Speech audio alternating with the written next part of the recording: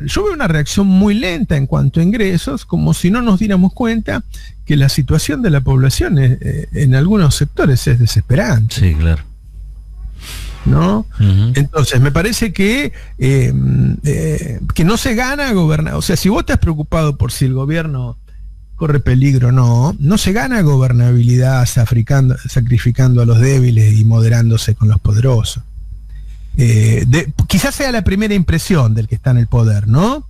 Que puede sacrificar a los débiles y ser cauteloso con los poderosos. Pero la verdad que la historia de nuestro país es contundente a ese respecto, ¿no? A los poderosos nunca los calmás, siempre te piden más. Y la gente es la que te puede bancar o la que te puede soltar la mano. Yo veo que hay muchas cosas que no se hacen y que yo creo que la responsabilidad ahora empieza a ser de todo el frente de todos. O sea, a mí me preocupa que se sigan vendiendo dólares para viajar, que tengamos tanto miedo de por qué no la mandamos al MEP directamente, que la gente compre ahí, no es nada más que cuestión de cobrarle impuestos, todos los pagos con tarjeta, hay muchos dólares que se van, seguimos vendiendo dólar ahorro, todo eso es para no molestar a la clase media, y la gente tiene una situación desesperante, y me parece que un gobierno peronista debería poder llevar a cabo un congelamiento por 60 días y frenar los precios de una vez por todas. Ninguna de las grandes empresas alimenticias se va a fundir, quédense tranquilas, quiero llevar tranquilidad a la población. Molinos y Arcor no van a caer porque les congelemos los precios unos meses. Me parece que hay cosas, pero que hace falta fuerza, vocación, decisión, creatividad, y no una ministra solita ahí arreglándose como puede, porque me parece que después no nos sorprendamos, ¿no? Decir, ¿cómo le fue mal a Bataki? Si dejamos a Bataki ahí sola. No, claro. Qué sé yo, hay diferencias entre Alberto y Cristina, se sostienen porque Cristina quiere hacer más cambios en el gabinete, quiere hacer un nuevo gabinete, y Alberto no, Alberto quiere que quede este cambio solo, ¿no? Y entonces esas diferencias que se dieron en la última reunión, que fue la reunión en donde después Cristina dijo yo no, es mentira lo que dicen que yo tuve que ver con el dólar tarjeta, y bueno, lo que estaban hablando era de eso, ¿no? De hacer un gobierno más fuerte, más potente, con nuevos jugadores, y que Alberto no quiere. Eso es lo que se dice de la última reunión, que fue la que peor se llevaron aparentemente, por esta diferencia de qué hacer con el gobierno. Ahora, la verdad es que se apuren, pero que se apuren no porque el gobierno vaya a caer o no vaya a caer, que se apuren porque cada día de sufrimiento de la población es grave, ¿no? Es grave, qué sé yo. Sí, yo veo, perdón, una cosa más, ¿no? En la semana pasada entraron 600 millones de dólares, gastamos 600 millones de dólares en barcos de GNL, y la anterior habíamos gastado 500. Y sinceramente, o sea, el gas, la escasez de gas en el mundo es tan desesperante que algunos incluso piensan que los europeos van a estar tan mal, va a haber tanto quilombo en Europa, que por ahí la presión de los europeos hasta puede frenar la guerra, ¿no? Porque es desesperante la escasez de gas, y nosotros lo seguimos regalando en el país. También por especulaciones que hasta ahora se han mostrado sin resultados, ¿no?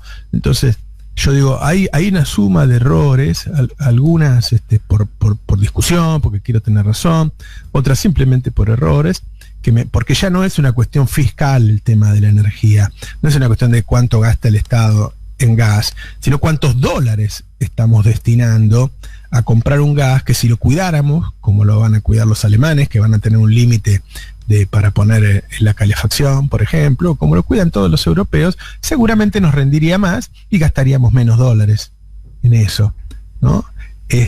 Como deberíamos gastar menos dólares en el dólar ahorro, en el dólar tarjeta, en el dólar vacaciones, para no llegar a una situación desesperante, porque es el dólar el que está empujando fundamentalmente los precios de las cosas que consume la población todos los días. Yo te sumo un rubro más, que es el de los recitales.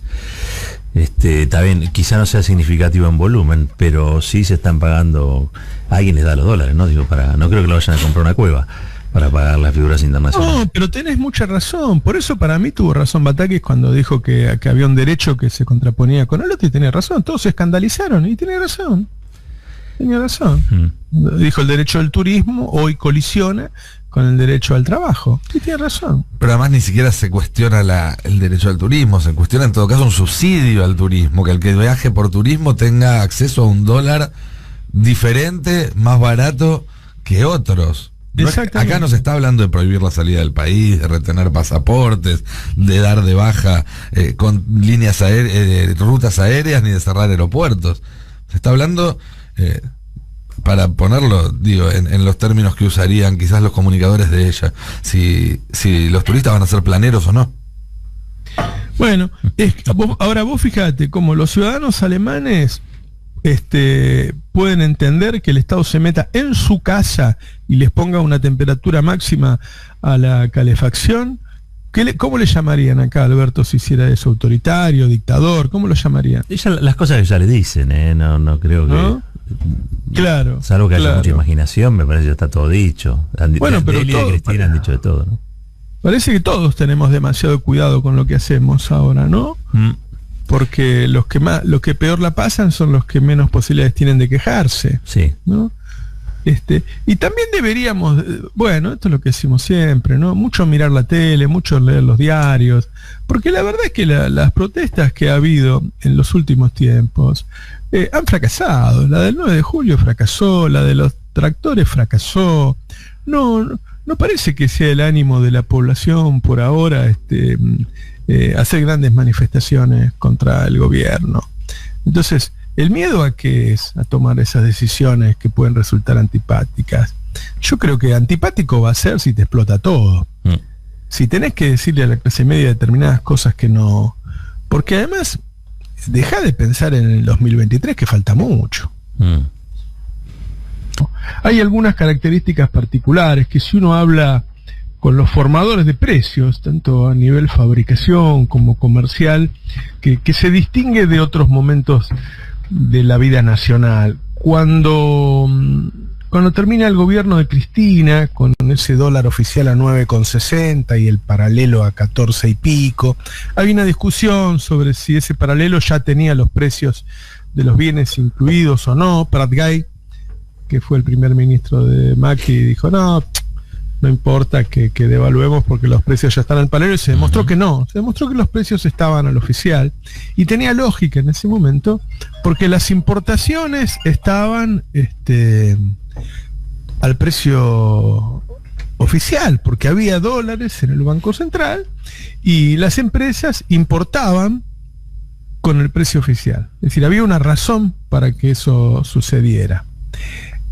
Bueno, ahora está ocurriendo algo distinto.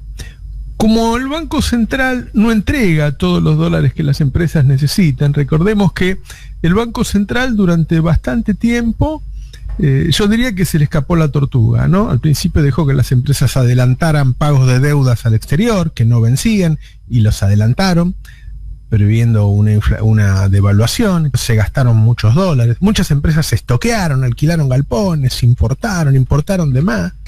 Bueno, ahora el Banco Central primero decidió durante unos días pisar las importaciones y después empezó con un sistema de restricciones.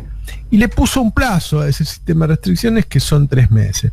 Bueno, dada la gravedad de la crisis, que más o menos creo que todos sabemos que es muy grave la crisis que hay, la mayoría de los empresarios piensan que no van a conseguir dólares para importar. Es decir, que esos 3 meses no se van a cumplir, que las restricciones van a seguir, y entonces algunos que necesitan desesperadamente las importaciones, porque vos podés, no sé, armar una máquina, una cafetera, qué sé yo, y tenés el 80% de producción nacional, pero te faltan 4 piezas y no la podés armar. O sea, aunque te falte una pieza, la cafetera no sale al mercado. Entonces los tipos van y compran dólares en paralelo, en el financiero, ¿no?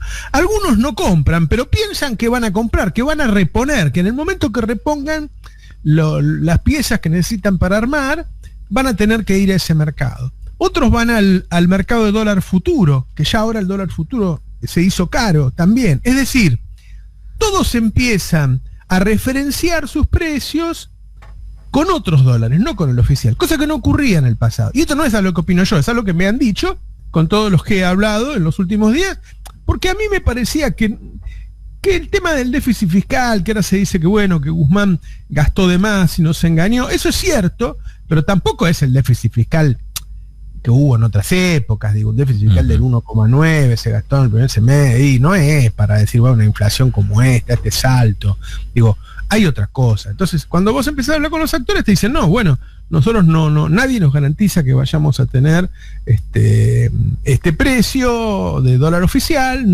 no podemos referenciarnos en el dólar oficial, y entonces nos vamos al otro.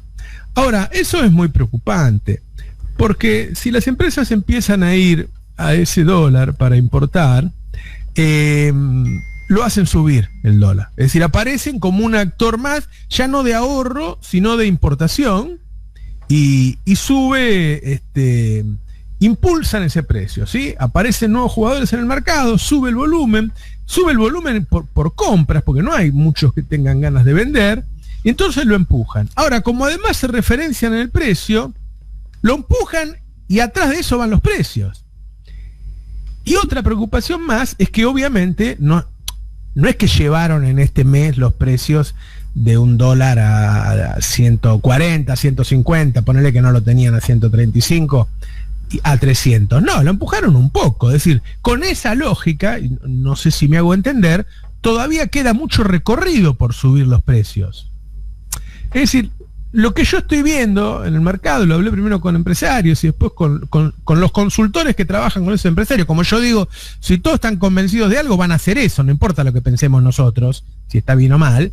Y lo que uno ve es que así la inflación no solo va a seguir en los próximos meses, sino que se va a sostener y a seguir subiendo, ¿no? Es decir, si pasamos, este mes va a estar en el 7, 7,5, 8%, no va a ser un mes nada más, va a ser durante un tiempo. ¿Y hasta cuándo? Bueno, se mezcla con otras cosas. Claramente hay algunos jugadores que están presionando por devaluar, ¿no? Y esto ha ocurrido muchas veces en la historia argentina, le ocurrió hasta a Macri. ¿Sí? Y él, como tenía el mercado abierto, le vendía dólares oficiales y así terminó. Esos intereses que quieren devaluar, yo diría los agropecuarios, las cerealeras, las exportadoras, Techín, los que tienen negocio con los deportistas, están presionando por sus intereses y qué sé yo, van a seguir haciéndolo. Los que tienen los granos para exportar y no lo hacen, han liquidado 30% menos de granos que el año pasado, 30-35%.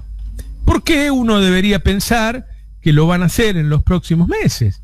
Más si tienen todavía crédito barato en pesos para tomar si tienen alguna urgencia. Ellos guardan los granos en los silos como otra persona puede guardar los dólares en el colchón o en una caja de seguridad. Es decir, yo no veo que esta dinámica vaya a cambiar. Los economistas con los que hablo tampoco lo ven. Es decir, entonces uno lo que ve por delante es una inflación muy alta, creciente, no una hiper, no hay condiciones para una hiper, pero sí una inflación muy alta, que se va a mantener y que va a ir creciendo. Entonces, uno empieza a pensar en el plano social, ¿no? Cuánto ruido que me entra por los auriculares.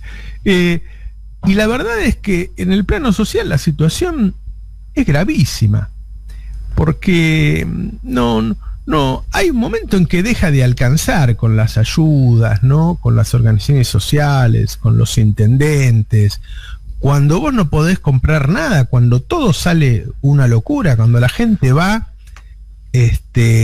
y compra, en vez de 1 kilo de zapallito o medio kilo, compra un zapallito, sí, o el que no revuelve en la basura.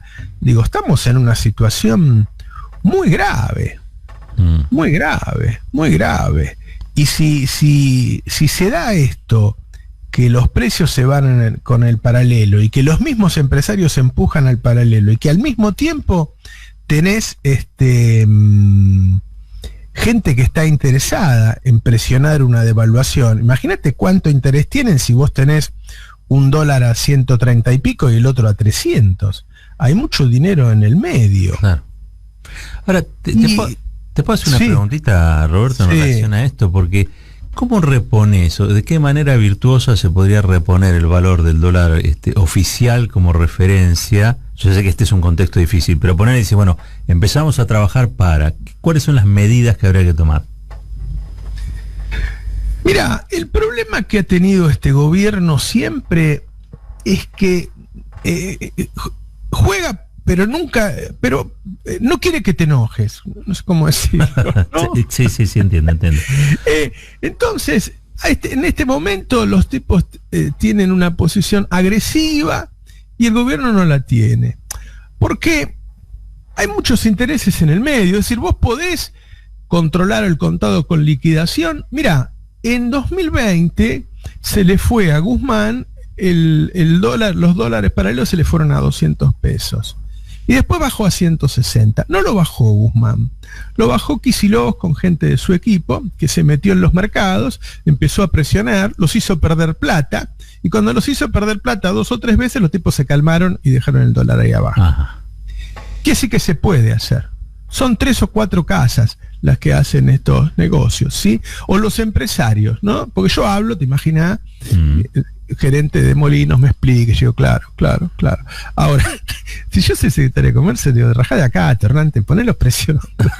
No me expliques nada, que vos ganaste 20.000 millones de pesos en el primer semestre. ¿Qué me venís a explicar? Que a ver si pierdo plata, que eso es un problema tuyo. ¿Entendés? Vos ahora ponés los precios donde tenés que ponerlo. Entonces, la verdad es que habría que dar una pelea muy, muy grande, para las cuales aparentemente no hay con qué, no hay fuerza política, ni hay vocación, ¿no? Para manejar esto. Porque después en el futuro inmediato, bueno, esto va a aflojar. De hecho, los granos están cayendo, los precios internacionales. Argentina va a dejar de necesitar el gas cuando se termine el invierno, es decir, va a dejar de necesitar tanto energía, y para el próximo invierno va a tener el gasoducto hecho. ¿Sí? Es decir, la verdad que Argentina está a 2 o 3 meses de empezar a saldar esta situación y empezar a acomodarlo, por lo menos. Ahora, hay muchos intereses. Digo, acá en la televisión todo el mundo habla de que Alberto se va a caer con toda naturalidad, como si hablara del clima. Esos tipos que hacen eso lo dicen como una expresión de deseo, no como un análisis, ¿no? Porque no es fácil que se caiga un gobierno peronista que tiene tantos gobernadores, tanto intendente, qué sé yo. Están tratando de empujarlo eso. Uh-huh. Ahora, hay cosas que yo veo que no se hacen, ¿no? Lo mismo, porque ¿por dónde te parece que explota esto? Y a mí me parece que explota por lo social.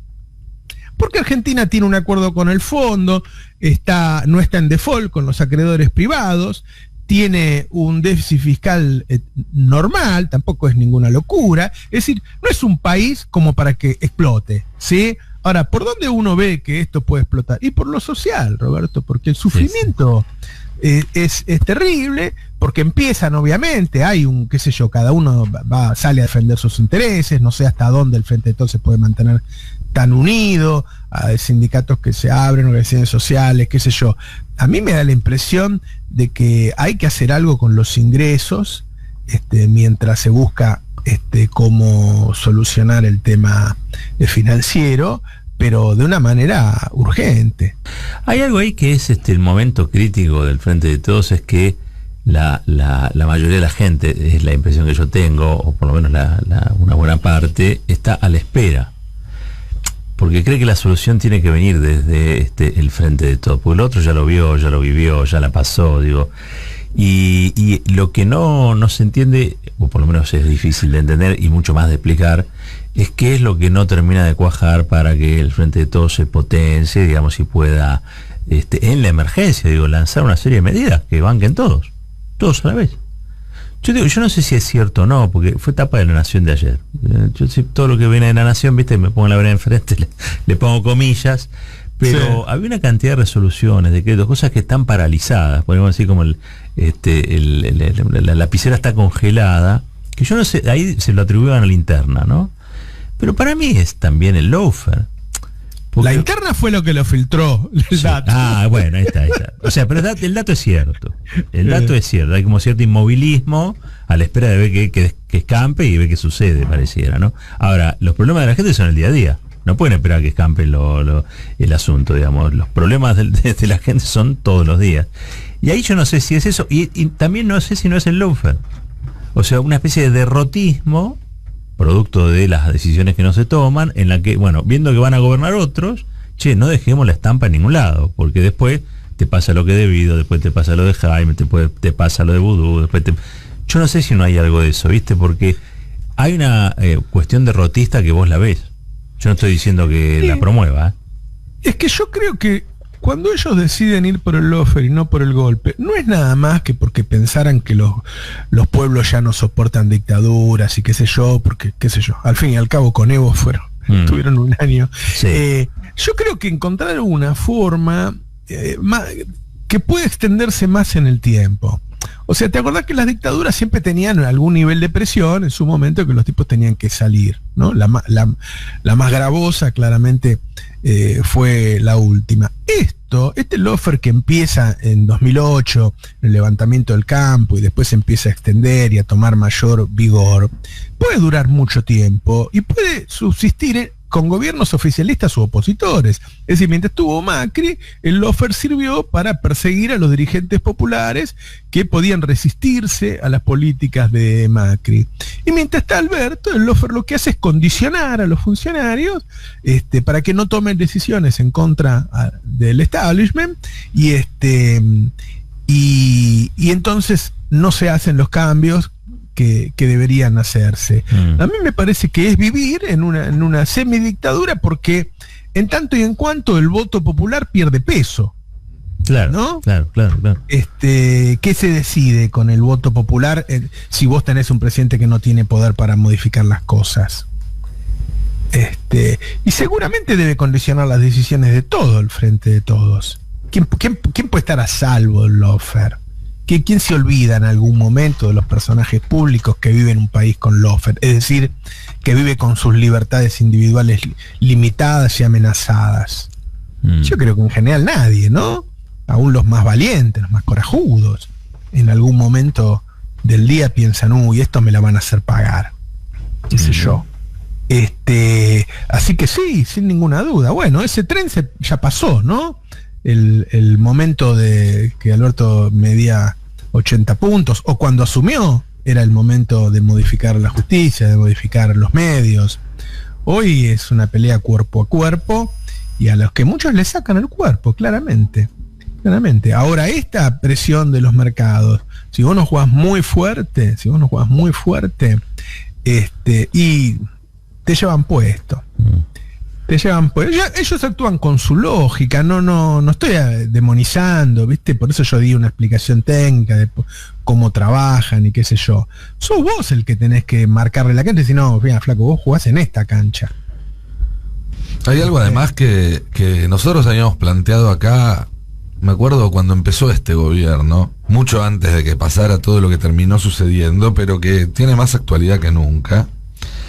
Y es que la historia reciente en la región nos demuestra que para prevenir que te den un golpe o que te corran o que te den un golpe institucional o lo que fuere, no alcanza con tener, digamos, con adaptarse al pliego de condiciones o a las políticas que imponen ellos, porque Dilma, por ejemplo, aplicó la política económica que le pedía el establishment y aún la arrasaron. No alcanza con tener superávit fiscal y crecimiento económico, porque Evo tenía superávit fiscal y crecimiento económico durante más de una década seguida y también lo terminaron volteando. Lo cargaron, sí. Lo único que previene las acciones de este tipo es tener un amplio respaldo popular. ¿Sí? Que sea inviable social y políticamente que hagan algo así, porque la gente sale a la calle a bancarte. Es lo que perdió Dilma. Y cuando lo perdió, sácate, fueron por ella. Es lo que se fue desgastando con Evo después de 15 años y en un momento de debilidad, yo te diría casi de debilidad temporaria, porque después se demostró que se pudo reconstruir esa mayoría bueno, agarraron y aprovecharon la excusa de una elección para hacerle un golpe de Estado. Entonces, tomando en cuenta eso, es que se vuelve doblemente preocupante esta situación de desamparo social de tantos argentinos, porque si el día de mañana avanzan en ese sentido, y no hablo solamente de la posibilidad de que volteen al gobierno, que creo que a esta altura del partido ni siquiera le serviría a la oposición no se quiere hacer cargo ahora, la oposición quiere que el peronismo haga todo el trabajo sucio y hacerse cargo una vez que esté limpia la cancha. Pero si por ejemplo saliera una condena a Cristina Fernández de Kirchner que no le permitiera presentarse en las elecciones del año que viene, ¿cómo haces para revertir eso si no podés meter 1 millón de personas en la calle? No lo revertís y tenés a Cristina proscripta. ¿Sí? La única manera de dar vuelta a eso es como se dio vuelta el 2x1. Es la única manera, no hay otra. Ni pactando, ni adoptando tal o cual política, ni poniendo tal o cual funcionario vas a dar vuelta a eso si lo que quieren es correr la Cristina de la cancha. Y fíjate que toda esta reactivación de la causa obra pública, que es la que tiene el juicio más cerca y por eso es la que, digamos, es la herramienta que podría utilizar, o la más probable que utilice el establishment si quisiera proscribir a Cristina, se empezó a reactivar a partir de una decisión de la Corte Suprema de rechazar todos los recursos de prueba que había pedido Cristina, porque recordemos que fue una causa que avanzó sin que se hicieran los peritajes más básicos. Sí.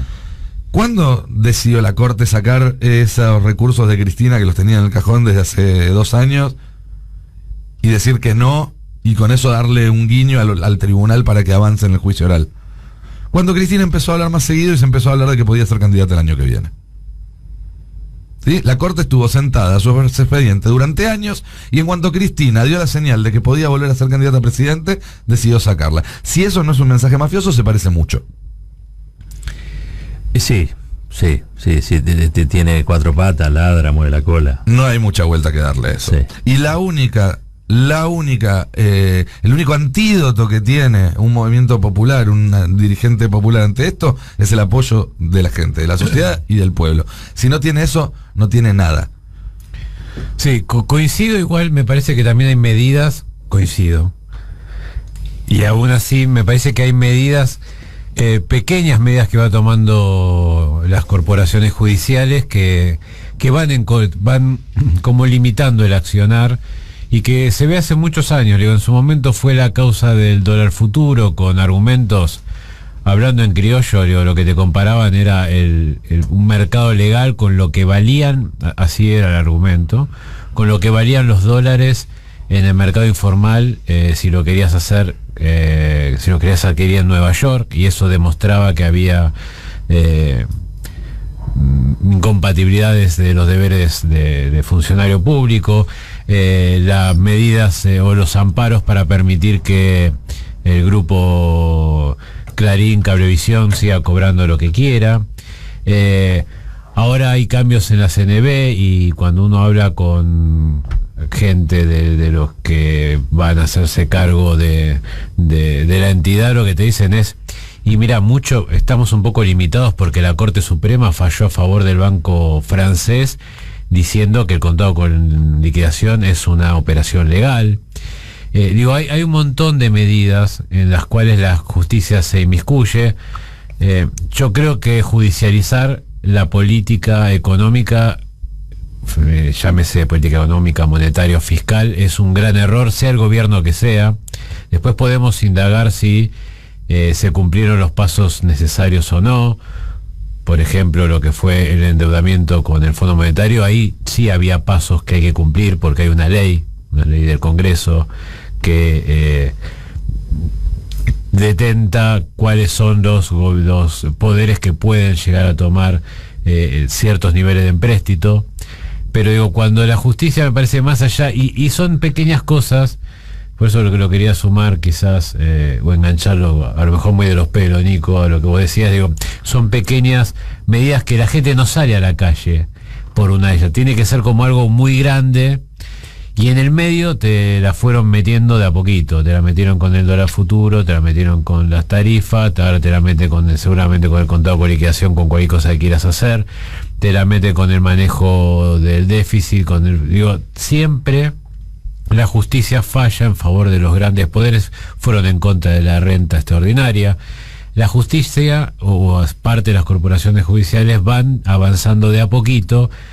Y es muy difícil que la gente, pues es verdad, en el 2x1 la gente salió a la calle, ahora es difícil que salga por cada una de las medidas, aunque deberían hacerlo. Entonces, para cuando llega el hartazgo, me parece que también las corporaciones judiciales entendieron eso, y no sé si va a dar quizás un golpe de efecto tan duro, sino que te van a ir desgastando y limitando cada vez más, que es lo que está pasando. Hoy estamos muy limitados en cuanto a la política de acción, o el gobierno está muy limitado, también autolimitado, para llevar algunas políticas que son necesarias.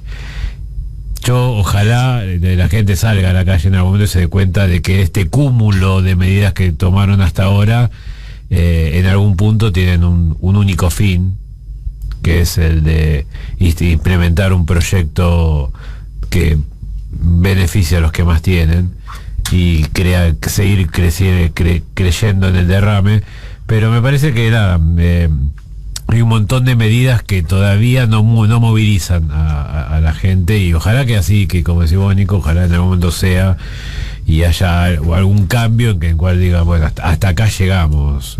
Bueno, es que hay cosas que por ahí no se entienden bien y no se captan bien, ¿no? La inflación es siempre puja distributiva, y lo que está ocurriendo ahora es eso, es una transferencia de recursos de toda la sociedad a estos tipos ganadores. Lo demás es técnica, ¿no? Y eso es lo que no se alcanza a dimensionar. Hace poco, cuando hicimos la nota, dijimos, bueno, la época de Cristina, los trabajadores se quedaban con el 54% de los ingresos y los empresarios con el 46%. Ahora se dio vuelta y los trabajadores, en vez del 54, tienen nada más que el 42%. Esto fue el año pasado.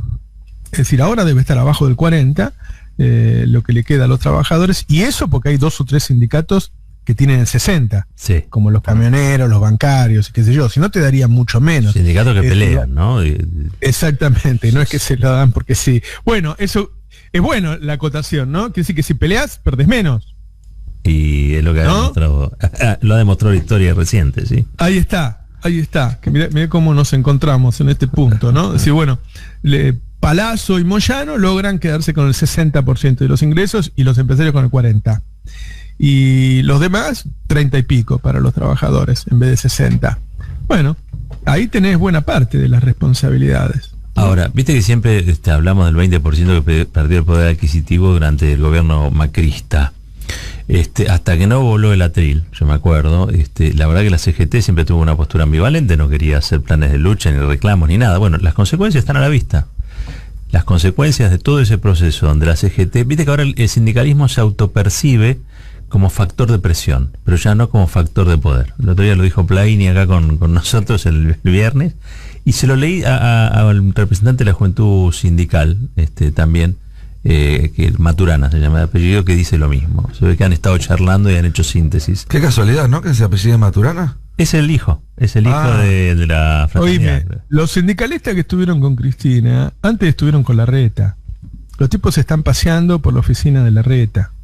Mirá. Entonces tenemos un problema de representación en Argentina, ¿no? Cuando decimos que hay mucha pobreza, que hay mucha informalidad, que hay mucha precarización, y que incluso los trabajadores en blanco hoy ganan muy poco.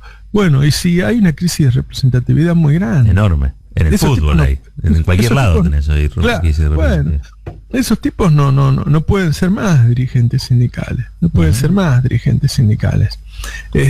Y otra cosa para sumar, ¿no? En la declaración de la jefa del Comando Sur, Laura Richardson, que dijo: el triángulo del litio está en la región, China está jugando al ajedrez y Rusia juega a las damas, están allí para socavar a Estados Unidos y las democracias, ¿no? Es decir, los tipos aquí, nosotros somos parte de ese triángulo del litio, están jugando sus internas, Estados Unidos, China y Rusia, y Estados Unidos tratando de resistir que nosotros vayamos donde tenemos que estar, ¿no? que es con las economías con las cuales nosotros podemos complementarnos, y no con Estados Unidos, que nunca hemos logrado nada con esa economía porque tienen las mismas cosas que nosotros, ¿no? Bueno, ellos juegan, cuando dicen cuidar a las democracias, ¿de qué manera cuidó a la democracia Estados Unidos en las últimas décadas? Se están empezando a hacer cargo de los golpes, empieza a salir gente que empieza a hablar, ¿no? ¿De qué manera pensarán resguardarnos de China los norteamericanos, asegurándose que el presidente sea pro-yanqui, sea de Juntos por el Cambio? Porque si hay un miedo, una preocupación que han tenido siempre con Cristina, es que se vaya a los brazos de China. Cosa que Cristina nunca ha dicho que iba a hacer. De hecho, Cristina se reunió con el embajador y con la generala porque lo que siempre ha querido es negociar con todos. ¿Qué es lo que le convendría hacer a toda la región? ¿No? Veremos qué cambia a partir de la llegada de Lula. En eso, pero me parece que hay que tomar en cuenta también lo que está pasando desde el exterior y el manejo que están teniendo acá.